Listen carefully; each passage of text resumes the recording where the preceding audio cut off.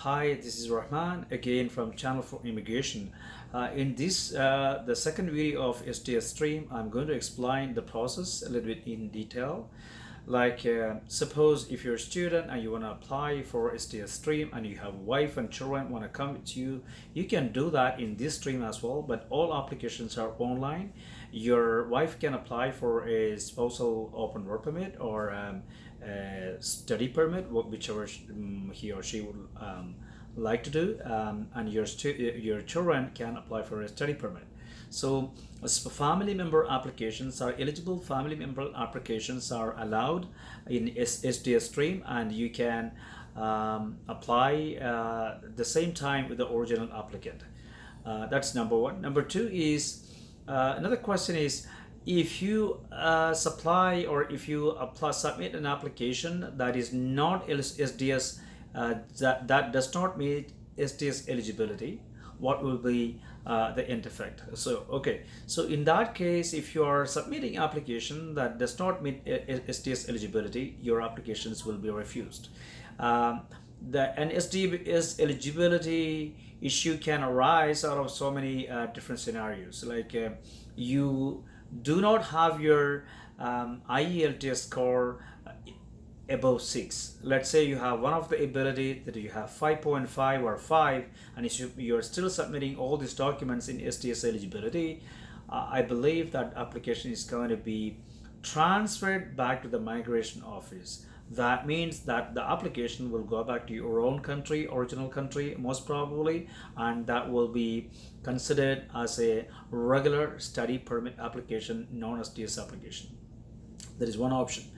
Let's say you are missing one of the documents. Let's say the SDS application kit is missing GIC certificate or your LOA, letter of acceptance, or maybe any other document.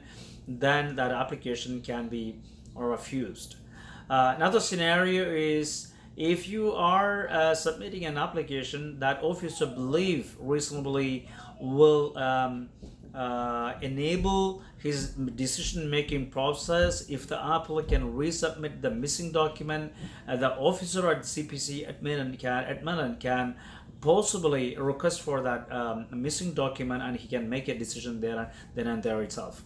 But in most cases, if an application is missing one of the document, it's going to be refused.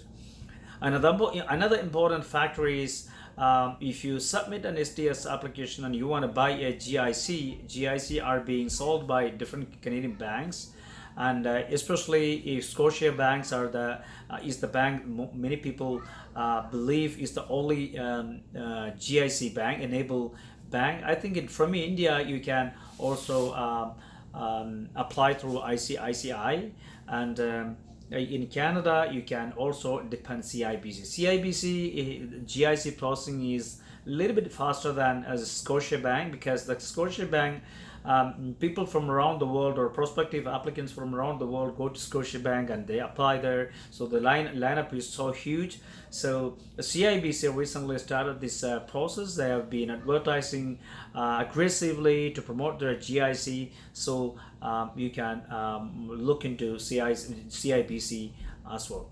So another important thing I would like to mention about SDS is it's an online application. You cannot submit an application in the WAC. So visa application centers. There are a lot of visa application centers in India, in China, Pakistan, and those two other countries. But you will not be eligible to supply or submit your entire documentation package through a paper means in the visa application center. So you have to submit creating my CIC account and through the portal. That's one of the things. So usually CIC would always ask, because I say CIC most of the time because its previous name is CIC, now they become IRCC, Immigration, Refugee and Citizenship Canada, but it's easy to say CIC. So excuse me for saying CIC until now, even now. So CIC always encourage people to have submit their applications by themselves. But at the same time, you also have to consider some of the things. You are submitting all your information into the CIC. Suppose whatever you are submitting is going to be recorded in CIC. with the archives, and you need to be very careful with your information. If you are really eligible for a study permit application through SDS, you can supply that application. But if you're not eligible, you do not try your luck with this program. So I think this explains a little bit more about that program in terms of its requirements and other things. So if you have more questions, you can comment below this video, and I will be replying to your specific questions about this program.